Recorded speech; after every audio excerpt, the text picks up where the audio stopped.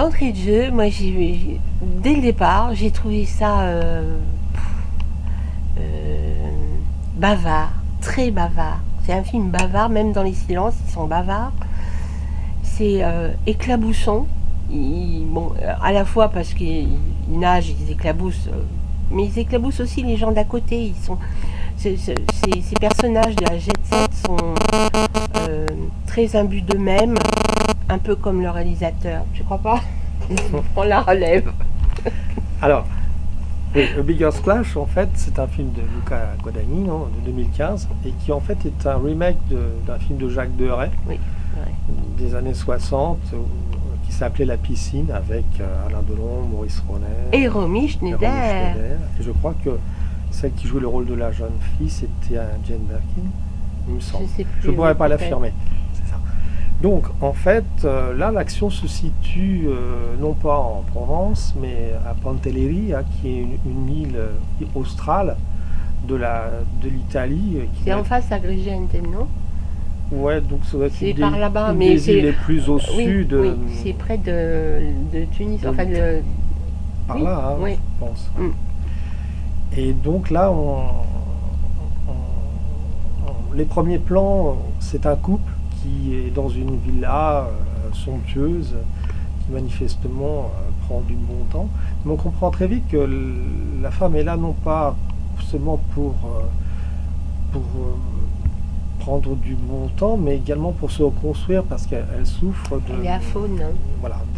d'une extinction de voix. Parce qu'il faut dire qu'avant elle faisait des concerts. On la voit à un moment donné, à la façon de David Bowie, d'être... C'est vrai, c'est manifestement une grande star du rock puisqu'elle remplit des stades entiers. Et le bonheur apparent va vite voler en éclats parce qu'arrive par avion un ancien ami Non, un compagnon, attends, ils ont été amants. Oui, mais c'est ça. Oui, amis. Un ami, bon. Et qui est accompagné de ce qu'on pense être sa fille. Non, c'est sa fille. C'est sa fille, on n'est pas certain. Vu comment il se comporte avec elle, ça peut poser des doutes. D'ailleurs, elle en parle. Oui. Elle dit, mais qu'est-ce que tu fais avec ta fille? Tu te souviens pas? Oui. Alors, j'avais un doute parce que c'était tellement ambigu. Bon. Alors, donc, il s'agit de sa fille qui dit avoir 22 ans. Et en fait, ce couple-là va très vite créer le trouble dans ce couple-là. Celui qui vit dans cette belle villa, lui, parce qu'il est envahissant, c'est un... il lui aussi était dans le monde du spectacle. En fait, aucun des personnages n'est vraiment sympathique. Ils ont tous une fêlure quelque part. Mais ils pourraient être sympathiques avec une fêlure. Mais ils sont trop hédonistes, ils sont trop... Voilà. Et d'ailleurs, imbus d'eux-mêmes. Le réalisateur, parce qu'on a eu une petite interview qu'il donne en préambule du film, et il dit lui-même qu'il filme l'obscénité. Alors, c'est pas l'obscénité comment dirais-je, sexuelle, encore qu'il y a des séances d'amour entre les couples. Oui, alors là, mais c'est pareil. C'est très curieux parce que... C'est curieux parce qu'en fait, il croit pas. Enfin, il cherche à nous choquer, selon moi. Mais c'est pas émoustillant. Il nous met des scènes d'amour et de sexe au moment où on ne s'y attend pas. Et étrangement, lorsqu'on s'attend à ce qu'il y ait une relation de cette nature, là, on n'a même pas... non, c'est pas émoustillant. C'est même pas évoqué, c'est tronqué brutalement. Et il dit donc, à un moment donné, dans son... Excuse-moi, mais il dit que que pour lui, le désir mène le monde. Oui.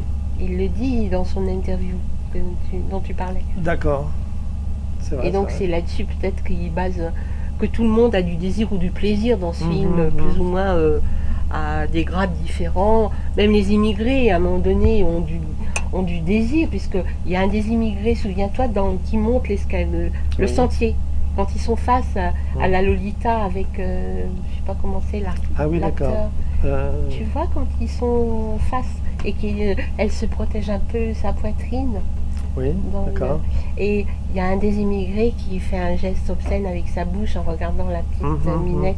Donc même eux, tu te rends pas compte, ils ont dû... Ouais. Et donc, en fait, on sent tout de suite ce qui va se produire, c'est-à-dire que les deux couples vont exploser, entre guillemets. L'ancien amant cherche à reconquérir son ancienne qui a partagé sa vie. Et d'ailleurs, il y parvient plus ou moins. Et la jeune fille fait tout pour essayer de séduire l'homme. Le photographe. Qui est à la fois photographe, mais aussi... c'est lui qui soigne sa dulcinée, en fait. Enfin, la grande...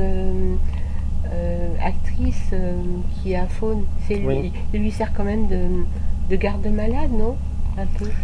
Il y a une histoire d'amour entre eux, je pense. T'as trouvé qu'il y avait une histoire d'amour? Oui, parce que d'ailleurs, c'est par dépit. Au début, il essaie de la conquérir, celui qui leur rend visite, là, et qui a un peu le trouble-fête. Mais devant son échec, elle-même, elle lui fait comprendre qu'elle est toujours amoureuse de ceux qui partagent sa vie actuelle. En fait, après, il y a une explosion au point où il commet un meurtre. Le photographe, de manière presque accidentelle. Il se bat. Dis donc. Ah non, alors là, c'est long, avant de mourir, c'est long. Oui, pareil, c'est long. Et en tout cas, dépassé par son acte, le jeune photographe essaie de tout faire pour que la responsabilité ne lui reporte pas dessus, et même à tel point, c'est là où on voit leur lâcheté, c'est qu'il laisse presque entendre que c'est peut-être les immigrés. Le fruit d'un passage d'une personne, et peut-être, pourquoi pas, des immigrés qui sont en attente. Ceux qu'on a vu à un moment donné jouer au ballon parce qu'ils ne pouvaient pas aller faire autre chose, ils étaient enfermés en face au commissariat où ils ont été. Moi, je trouve qu'il y a des raccourcis là-dessus qui sont un peu rudes. Ouais. Surtout qu'en voix off, t'entends, je sais pas si tu te souviens, on entend quelqu'un qui dit mais on est en vacances, pourquoi ils sont enfermés? En fait, voilà, tout comme le dit lui-même le réalisateur, il filme l'obscénité morale, parce qu'en fait, ces gens-là n'ont pas de morale. C'est ce qui ressort du film, c'est leurs intérêts qui priment avant tout. Et finalement, la fin du film, ils échappent à la justice. La pluie efface tout. Bon, tu trouves ça la drôle? Police n'est pas des plus efficaces. Ah oui, ça aussi, c'est un cliché sur la police italienne. Ouais, peut-être on peut dire quand ça, même. ou du moins méridional. Si, quand même. Bref, un film qui est pas totalement décevant, mais j'avoue que je ne sais pas si c'était vraiment utile d'en faire de nouveau un remake. Je ne sais pas si vraiment ce film apporte quelque chose au premier qui a réalisé Jacques Deray. Je m'interroge encore. Voilà. Moi, je m'interroge.